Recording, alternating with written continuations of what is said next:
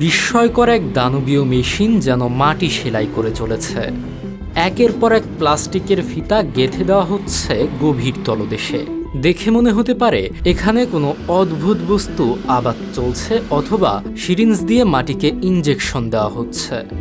মূলত কাদাযুক্ত নরম মাটির বুকে মেগা প্রজেক্ট গড়ে তোলার আগে মাটিকে শক্তিশালী করার জন্যই এই বিস্ময়কর আয়োজন।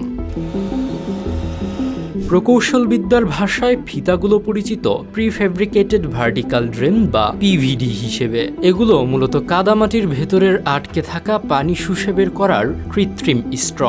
নরম পলিমাটি অনেকটা পানি ভর্তি স্পঞ্জের মতো।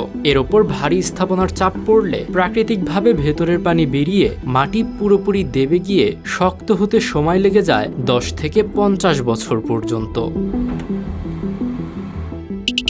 আমাদের ভিডিওগুলো যশোর থেকে দেখছেন মেঘা, চিটাগং থেকে দেখছেন রাজীব চৌধুরী, মোহাম্মদ ইয়াসিন মোল্লা দেখছেন নড়াইল থেকে, অভিজিৎ দেখছেন ইন্ডিয়া থেকে এবং লক্ষ্মীপুর থেকে দেখছেন হোসাইন বিপ্লব। আপনি কোথা থেকে দেখছেন তা জানিয়ে দিন কমেন্ট বক্সে।